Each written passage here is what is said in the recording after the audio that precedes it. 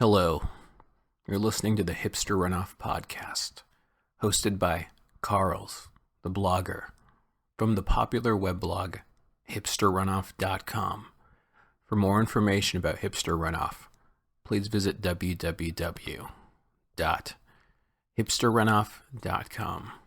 This is a podcast about stress, anxiety, being overwhelmed, being so stressed. Just kidding. I already did that podcast, but sometimes I'll listen to it when I'm feeling stressed. It makes me feel better. I know that there's someone else in the world who's going through the same thing that I'm going through. It makes me feel less alone. However, I feel alone. I feel alone being a relevant blogger. Sometimes I feel like no one's there. I can't talk to anyone about my job, about my constraints, about my lifestyle. I'm not sure if I work hard. I'm not sure if anybody understands how hard I work. Sometimes I feel undervalued. Sometimes I feel immensely overrated and overvalued. But maybe that's life. Is blogging my dream job? Do I want to blog forever? Why did I even start a blog? When I first started this blog, did I know it would become what it became today?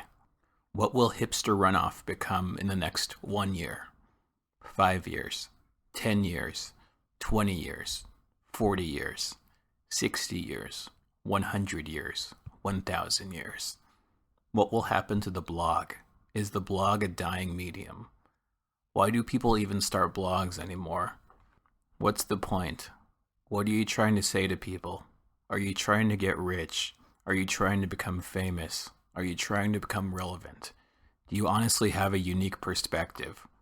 Do you feel like you're entitled to share this unique perspective with the world?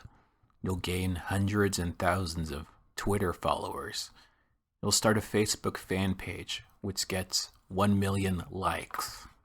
People will read the words that you blog. Why do you keep blogging? Why did you start a blog? When you first started a blog, you made your first post. You created your layout. Nobody saw it. Nobody knew who you were. Nobody knew why you mattered. You're not even sure who was going to see your blog. Random people from Google.com, Bing, or Yahoo. Maybe you posted it in your Facebook feed. All of your Facebook followers / friends / acquaintances / people you don't even talk to got to see your cool new blog. They went to it. They analyzed the layout. They tried to read your post. It might have been crappy, it might not have been, but you just became one of those people who started a blog, one of those people who had to share their opinion on things, one of those people. The Audacity of Blog by Barack Obama. A lot of people ask me, Carls, do you read the comments on your blog? Sometimes I do, sometimes I don't. Most of the time, recently, I haven't really read any. I feel like I'm my biggest critic. Is somebody else writing Hipster Runoff? Is somebody else writing the Alt Report? No. I've written every word on my blog spot. Has the quality of Hipster Runoff gone down the shitter? I think in some ways it probably has. I'm sorry. But in other ways, there's more content to digest. Instead of giving you one hearty laugh per week, I'm trying to give you 12 giggles per week. Maybe that's a bad model. I mean, who really cares about all of the crap on the Alt Report? I mean, every other blog is blogging about it. You could find that content anywhere, probably in a less annoying voice. What are you even searching for when you read a blog? Are you one of those people who looks for cool links to share with their friends? Do you honestly believe that reading hipsterrunoff.com makes you more relevant, more buzzworthy? Why are people brand loyal to media outlets, blogs, magazines, Fox News Channel, CNN.org? Why do cool dads listen to NPR in their car instead of the mainstream pop radio? I'm not sure. I guess it's just who they think they are. I feel scared, not just that my blog is dying, that blog is dying. I feel like I often joke about the state of journalism, specifically music journalism. I say that nobody reads blog posts that are supposed to be these deep articles about music, putting together music criticism, music theory, and important opinions on pop culture. I'm not sure how it's valuable. It seems like a good idea. It seems like there's people out there who read it, but I feel like I just don't care. I'm sorry. I feel like instead of writing the greatest piece of music journalism that ever existed, I'd rather just debut the new Vampire Weekend mp3 and get tons of entry-level tweens to visit my site. They'd trust me as an authentic taste-making source, and they'd become familiar with my brand, coming back to the site every day to consume their alternative and indie news. What do people even want from blogs anymore? Do people just want to share cool links, oddly enough stories? Do blogs just want to go viral? Do humans want to be part of the chain of virality? Sometimes I'll look at the Twitter accounts of normal people, boring people, lame streamers, insignificant people, irrelevant people, regular-ass human beings, and I'll think, when they started their Twitter account, did they have some sort of ceiling for the number of followers that they think they'd obtain? Did they have a perception that one day they'd be relevant, one day they'd be famous, one day people would listen to everything they said, everything they tweeted? I wonder what I thought when I started hipsterrunoff.com. What were my goals? What did I think I could achieve? What have I achieved? What does this all mean? Sometimes I feel like I'm just throwing in these small pebbles into this huge ocean, the blogosphere. But I'm just fortunate enough to be monetized, and for some reason, people find my writings, bloggings, musings to be entertaining, shareable. I have established a unique web brand, one that people enjoy following, enjoy talking about. I wonder if I should just hire a team of Indian, Chinese, Taiwanese, or Sri Lankan bloggers. I'll teach them the tone and the voice of Hipster Runoff. Every day, they'll just poop out a bunch of stories. Everyone will be happy. I wonder if that's a bad model. Maybe I should start some sort of innovative young web company. And everybody that I hire will be excited. They'll think they're working on something special. They'll do their best. They'll think they're contributing to the scene. They'll have a sweet job to brag about to their friends. They'll have a decent job, but a job that they wanted to tell their parents that they've obtained. Everyone will be happy. We'll create tons of links, tons of stories, tons of blog pages for humans to read, and more importantly, for humans to share. The more eyes on the blog, the better. We want to introduce our brand to new readers, new demographics. We don't just want to introduce our brand to them. We want them to return. We want them to come back. We want them to be inspired by our progressive content and our unique layout. We want them to identify with the brand. We really want something that resonates with them. We don't just want to be acknowledged by their inner voice.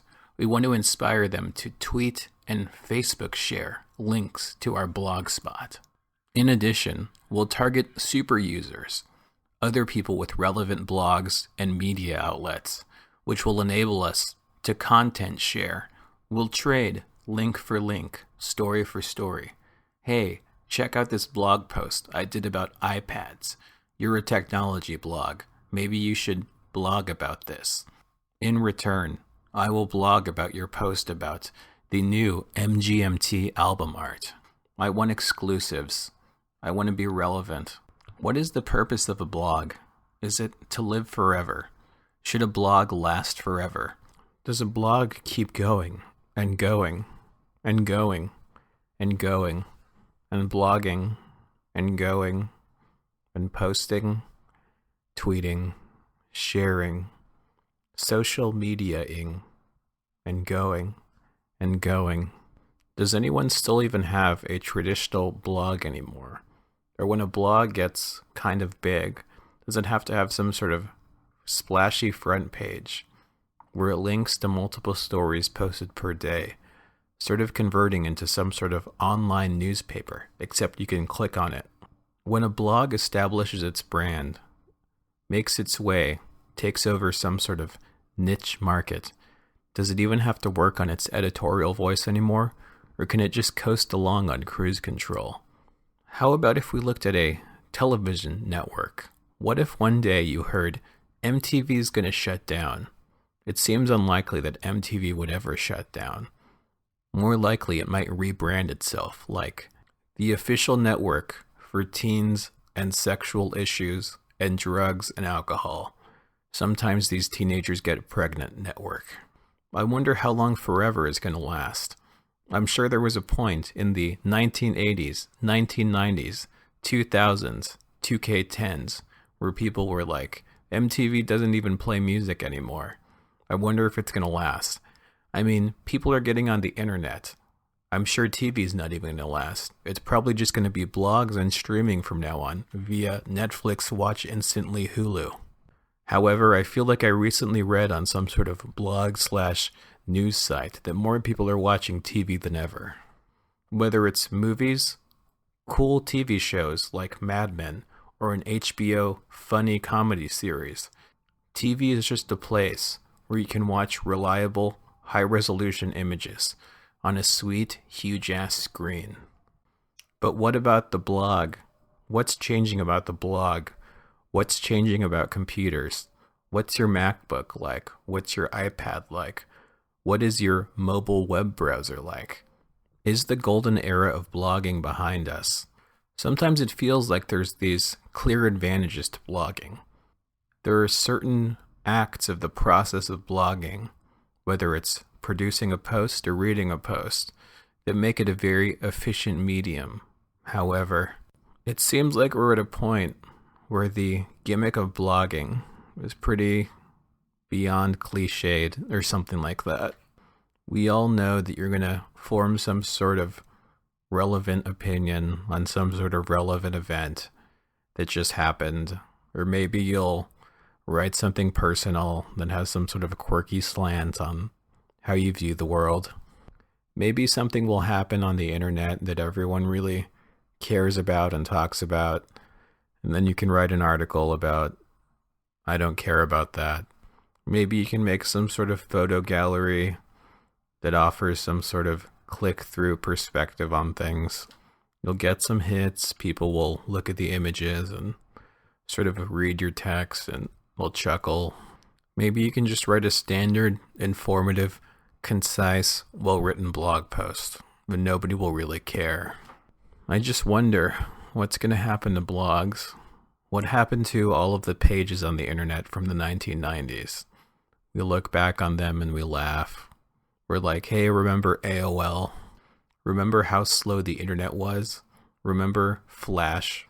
Remember when HTML was all basic and every website sucked and nothing was dynamic? I feel like there's some sort of pressure in your life to create some sort of legacy.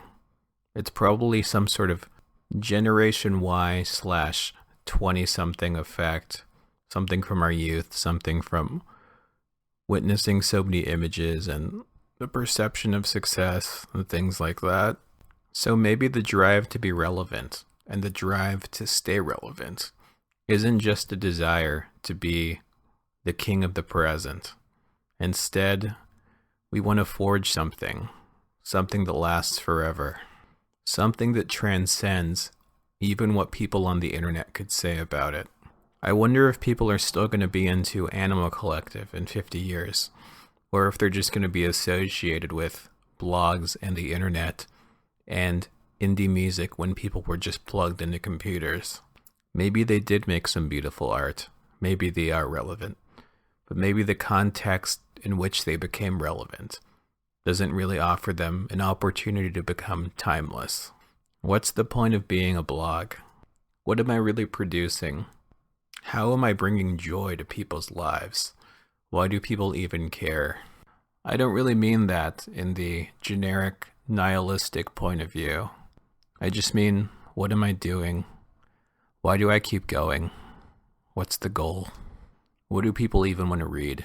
What do they want to consume? What do they want to listen to? What inspires people? What makes the world a better place? I'm a blog.